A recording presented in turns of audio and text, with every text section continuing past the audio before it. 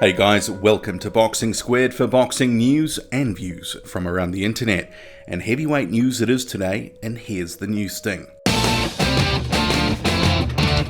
The highly touted British prospect Joe Joyce, he could be set to face Derek Chisora after all.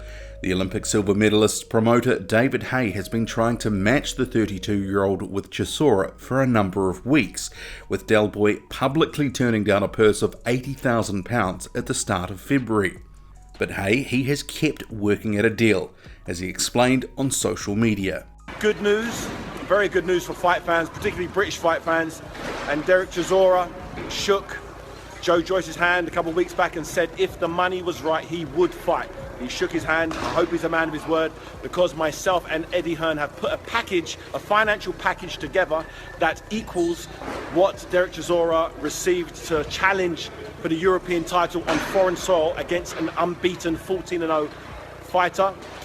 We've got the same money for him to do it on May 5th on the Haye Bellew undercard. Woo!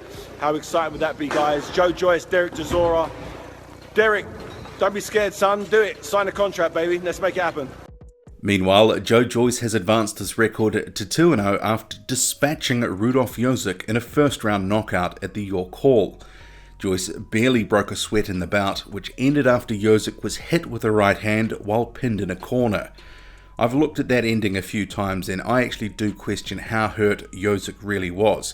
And I think it was more of a case he was overmatched and he didn't really want to be in the ring. Even if Derek Chisora does not accept the offer to take on Joe Joyce on May 5th, Joyce's next ring date will still be May 5th, which, as we all know, is when David Haye is taking on Tony Bellew in a rematch. And Haye himself, he has been looking good in training, recovering from an arm injury, and of course the Achilles injury in the first Haye Bellew fight almost a year ago.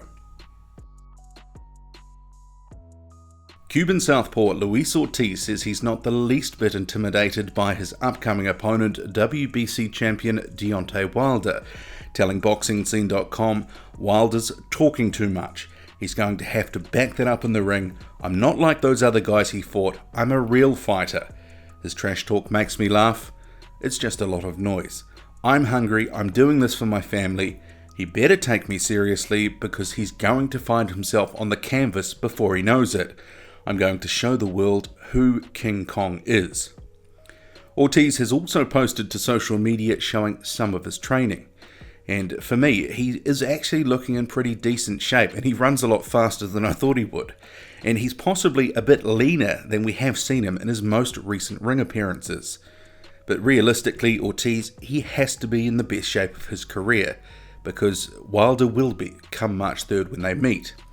And sidebar here, Ortiz has also posted an animation, sort of a boxing game styled animation, in which it shows what he thinks is going to happen come fight night. So let's watch this for a few seconds, see how it plays out. Time will ultimately tell whether that prediction comes true. British title holder Sam Sexton has explained to World Boxing News why he has agreed to put his title on the line against Hughie Fury. Sexton says, "Ideally, I want to go to the world scene, the bigger fights, the better paydays.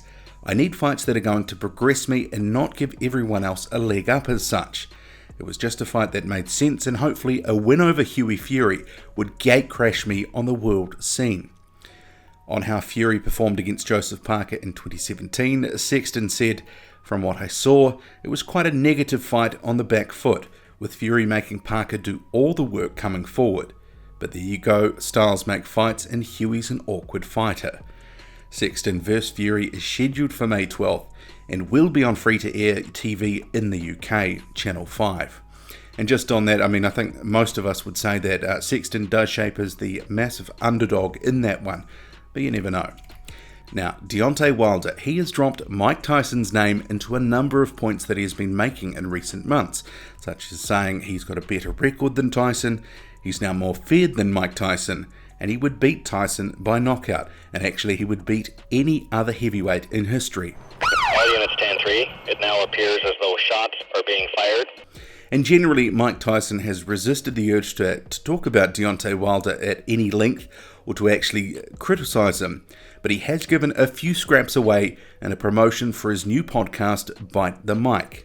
I had Deontay Wilder on my show, and, for Showtime, too, they got one there because he speaks well. And he talks so much, right? A little too much, maybe. He talks so much. Matchroom Boxing has announced Jarrell Miller's next opponent will be named very shortly, so it's done this on social media, see on screen. So there had been talk from Miller himself recently that he would be facing Trevor Bryant on April 28th, and more recently Johan Duhaupas' name has been mentioned. And in my Heavyweight Contenders Part 2 video from January, I stated Duhaupas could be a good target for Miller because he's ranked by 3 of the 4 sanctioning bodies, including quite high, number 7 in the WBC. So for my thoughts on Miller and some of the other top heavyweights and what they'll do in 2018, a card is on screen now to take you to that video. And tensions between Lucas Brown and Dillian Whyte, they have eased of late because the pair are in training camp preparing to fight each other on March 24th. But there's always just a little bit of niggle below the surface, and it's bubbled up again. So 10 p.m. of the night, I'm sitting at home wondering what the hell to do, and I thought, hill sprints. What's the best thing to do on at 10 p.m. on a Saturday night? Hill sprints. That's me. So I'm thinking, what would Dillian Shite be doing? What will the Mr. Big Mouth fuckwit be doing? And I thought, I'll do some hill sprints. Because I guarantee you he's not doing some hill sprints at 10 p.m. So this is me now, on the way doing my hill sprints. So Dillian Whyte, he has responded to the prod on social media by saying in a tweet, "Kids, please listen to your mum and dad and your teachers when you go to school. Pay attention and work hard because you don't want to be like this guy, 38 years old, with no future and no money." And there's also a colourful hashtag there as well. What do you make of it all? Drop a comment loud and often. Follow me on Twitter, boxing_squared. That's boxing_squared. And actually, I do comment and make comments about general boxing and other heavyweight related issues on the Twitter there. So if you want to follow me, boxing_squared, I'm out.